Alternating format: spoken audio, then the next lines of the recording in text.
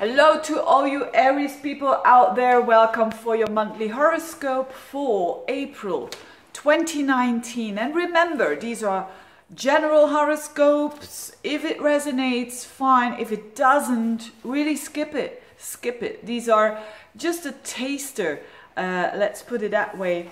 Or for those of you who learn astrology, you can maybe learn something out of this. But this is for Aries in general. And of course, the very important thing is that you're going to have your new moon on the 19th of the month. There is a new moon in Aries at 15 degrees. So in the midst of Aries. And that always shows a sort of a new start, a sort of a new beginning. I mean, the sun and the moon together in your sign is all about, it's a time now to reinvent yourself.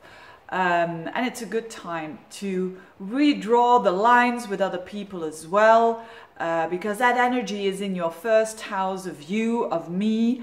And if you find yourself in a situation where you're saying, I've been a bit too, I've been a bit of a doormat, or I've been too aggressive, now is the time to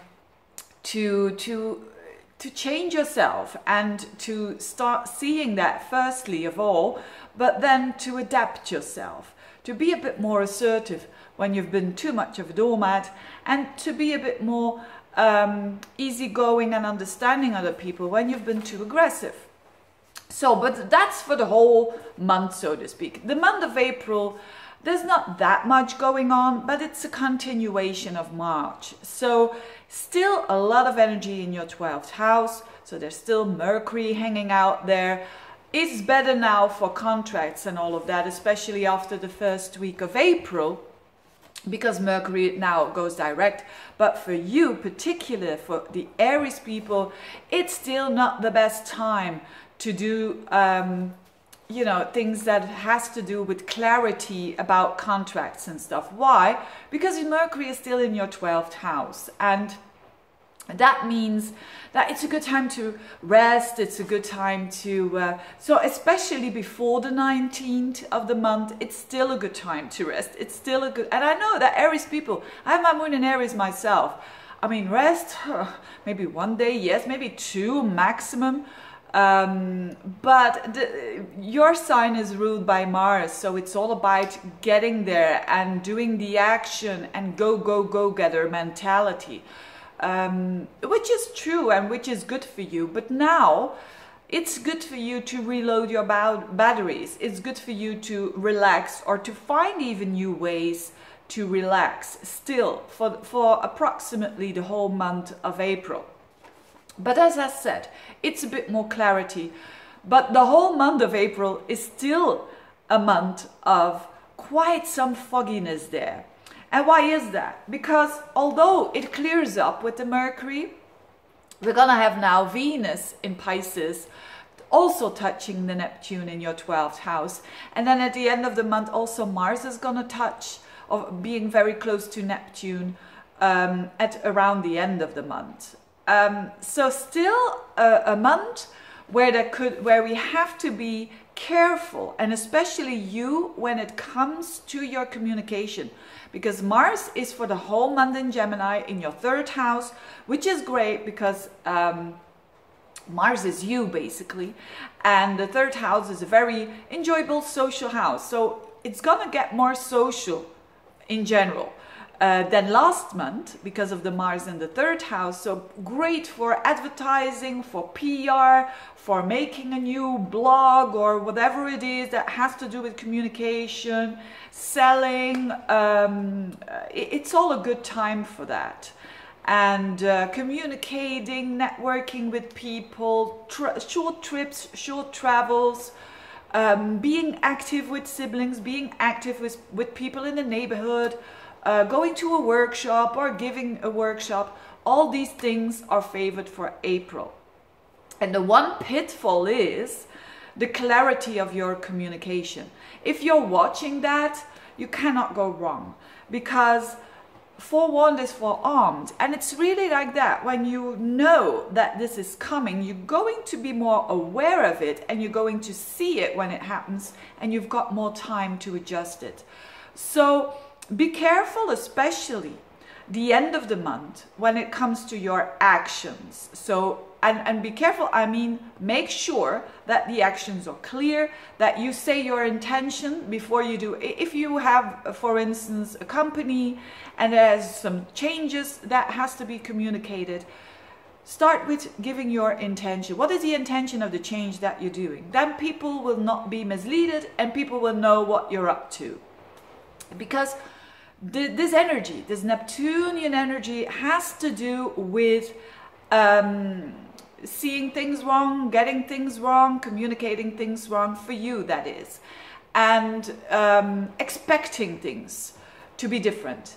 And when we expect something and someone doesn't fulfill those expectations, we get disappointed. So the key word of April is not getting disappointed. And how can we tap into that energy? It is by not expecting too much. Okay, so it's by not expecting too much, and also when you receive communication from others, make sure that do you interpret it in the right way. So standing a bit more still with your communication will help you definitely, because Mars in the third is not always about fighting and discussions with people. Yes, when you're not standing still and you're not trying to understand what that other person says. So I know it's a lot about communication. It's not really this month, it's not all about love and all of these things, although I don't see anything negative on the love field, by the way. On the contrary, there could be, because you have that new moon there on the 19th and this new beginning, you could attract different people because of that. That's quite often when this happens, when you're getting transit through your first house. And big ones, you know, like a new moon or a Saturn crossing your ascendant, or a Jupiter or whatever, then you seem to change quite a lot from the inside out, and of course then you're gonna attract new people. Then Venus also is also gonna be with Neptune, but the Venus is more in the beginning of the month, so around the 10th of the month. It's a bit the same thing. It could be a very beautiful dream that you're having, a very beautiful Venus with Neptune in your 12th house is actually amazing for a mystical experience, or you having a very fantastic walk down the beach, you yourself and I, me, myself and I, or how do you say that? Can be also very romantic. Venus in the 12th can represent that there is, like, you know, someone that you have an eye on and you're dreaming and fantasizing about him or her. Could be possible as well. So very, especially around the 10th, but know that this is Neptune energy. So know that these are possibilities, but to make it real, it's another story. You see what I mean? And last but not least, Jupiter is going retrograde in your 9th house. Now, this means that what you have gathered throughout the last couple of months when Jupiter was in your 9th house, that has to do with your vision, that has to do with how you think. That could be like, now you're thinking about it again and you're reviewing it, what your different mind and your different opinion from the last couple of months is. And you could go back and travel to a country that you've already been once in your life. So all in all, absolutely not a bad month for you Aries people. It's kind of a month. The only thing that you need to watch out for is your communication, and the communication that you get from others, especially around the end of the month. Other than that, enjoy your new moon, and if you want to have a reading or whatever, just get in touch. Thank you for watching. Bye bye.